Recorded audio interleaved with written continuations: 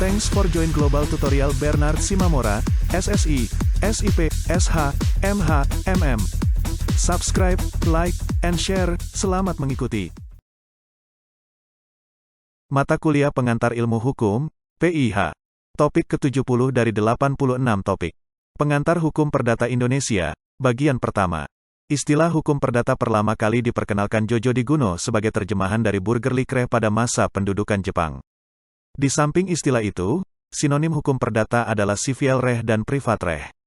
Hukum perdata dibagi menjadi hukum perdata material dan hukum perdata formil. Hukum perdata material mengatur kepentingan-kepentingan perdata.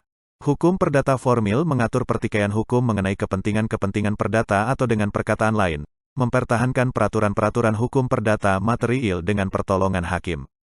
Menurut Subekti, perkataan hukum perdata dalam arti yang luas meliputi semua hukum privat material, yaitu segala hukum pokok yang mengatur kepentingan-kepentingan perseorangan. Perkataan perdata juga lazim dipakai sebagai lawan dari pidana. Ada juga orang memakai perkataan hukum sipil untuk hukum privat material itu. Tetapi karena perkataan sipil itu juga lazim dipakai sebagai lawan dari militer, maka lebih baik menurut Subekti kita memakai istilah hukum perdata untuk segenap peraturan hukum privat material. Hukum perdata menurut Volmar adalah aturan-aturan atau norma-norma yang memberikan pembatasan dan oleh karenanya memberikan perlindungan pada kepentingan-kepentingan perseorangan, dalam perbandingan yang tepat antara kepentingan yang satu dengan kepentingan yang lain dari orang-orang, dalam suatu masyarakat tertentu terutama yang mengenai hubungan keluarga. Hukum perdata ialah ketentuan-ketentuan yang mengatur dan membatasi tingkah laku manusia dalam memenuhi kepentingannya. Kata hukum perdata dalam arti luas meliputi ketentuan-ketentuan hukum material yang mengatur kepentingan-kepentingan perseorangan. Hukum perdata material sering juga disebut hukum sipil. Sudiman Kartohadiprodjo mengemukakan bahwa hukum perdata material ialah kesemuanya kaidah hukum yang menentukan dan mengatur hak-hak dan kewajiban-kewajiban perdata.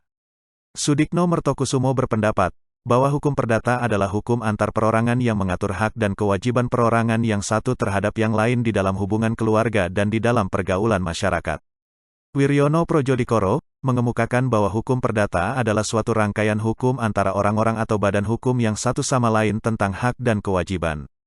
Hukum perdata material yang ketentuannya mengatur tentang kepentingan perseorangan terdiri dari 1. Hukum pribadi, personen reh, 2. Hukum keluarga, familie reh, 3.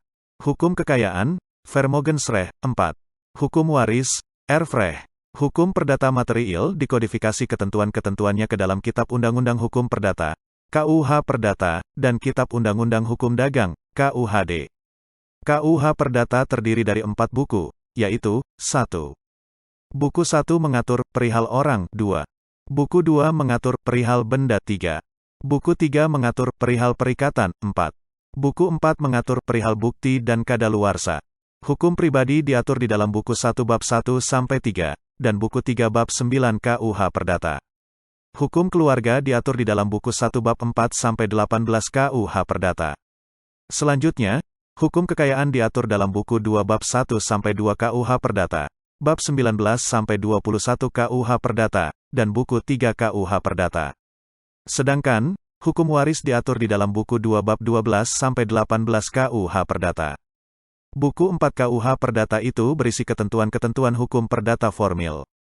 Perihal pembuktian termasuk ke dalam hukum formal, yaitu hukum acara. Tetapi menurut Subekti, hukum formal itu terbagi menjadi 2, yaitu, 1. Formal-formal, benar-benar mengikuti isi. 2. Formal material, hanya sebagai prosedur. Jadi, buku keempat ini termasuk dalam hukum formal material. KUHD terdiri dari 2 buku. Buku 1 mengatur tentang dagang pada umumnya. Lalu, buku 2 mengatur tentang hak-hak dan kewajiban-kewajiban yang terbit dari pelayaran. KUHD dilengkapi dengan undang-undang kepailitan. Dapat disimpulkan bahwa KUH Perdata sebagai lex generalis, sedangkan KUHD sebagai lex specialisnya. Hukum pribadi mengatur tentang manusia sebagai subjek dalam hukum, mengatur tentang perihal kecakapan untuk memiliki hak-hak dan kecakapan untuk bertindak sendiri melaksanakan hak-hak itu dan selanjutnya tentang hal-hal yang mempengaruhi kecakapan tersebut. Hukum keluarga mengatur hubungan-hubungan hukum yang timbul dari hubungan kekeluargaan, seperti perkawinan, hubungan antara orang tua dan anak, perwalian, dan pengampuan. Dalam KUH Perdata ditentukan beberapa macam-macam perwalian, yaitu 1. Perwalian oleh suami istri yang hidup terlama. 2. Perwalian dengan surat wasiat atau akta. 3. Perwalian oleh hakim. Selanjutnya, dalam pasal 433 KUH Perdata menentukan bahwa setiap orang dewasa yang selalu berada dalam keadaan dungu, sakit otak, atau mata gelap, harus ditaruh di bawah pengampuan, meskipun jika ia kadang-kadang cakap mempergunakan pikirannya. Alasan pengampuan adalah keborosan, lemah pikiran, dan kekurangan daya pikir. Selain itu, hukum kekayaan mengatur hubungan-hubungan hukum yang dapat dinilai dengan uang. Jika mengatakan kekayaan seseorang, maka yang dimaksud adalah jumlah dari segala hak dan kewajiban orang itu dinilai dengan uang. Hak-hak kekayaan terbagi atas hak mutlak. Hak mutlak yang memberikan kekuasaan atas suatu benda yang dapat terlihat dinamakan hak kebendaan. Hak mutlak tidak memberikan kekuasaan atas suatu benda yang dapat terlihat dinamakan hak perseorangan. Hukum waris mengatur tentang benda atau kekayaan seseorang jika ia meninggal. Di samping itu, hukum waris mengatur akibat-akibat dari hubungan keluarga terhadap harta peninggalan seseorang.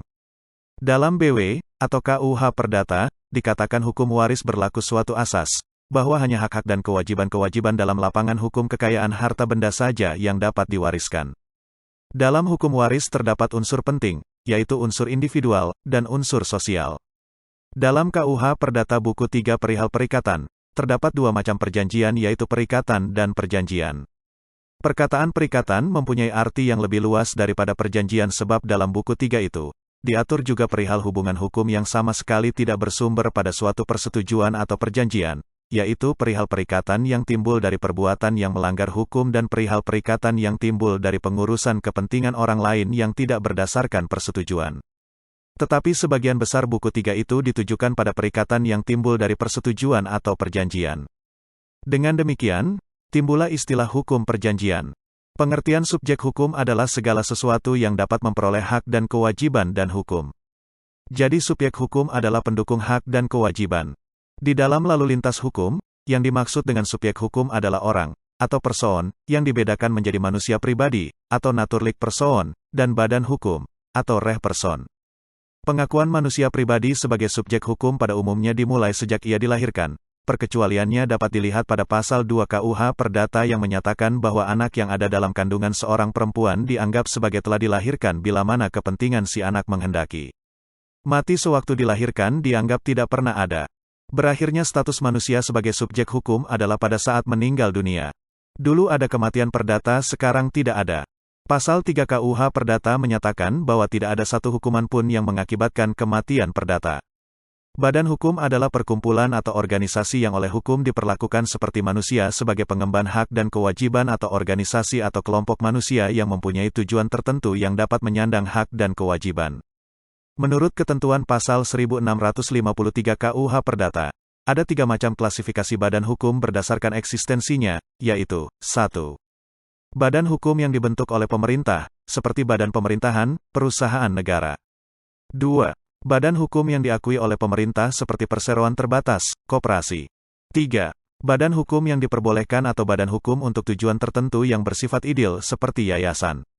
Selanjutnya berdasarkan wewenang yang diberikan kepada badan hukum, maka badan hukum juga dapat diklasifikasikan menjadi 2 macam yaitu, 1.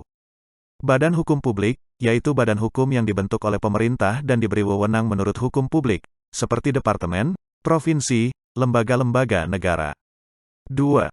Badan hukum privat, yaitu badan hukum yang dibentuk oleh pemerintah atau swasta dan diberi wewenang menurut hukum perdata.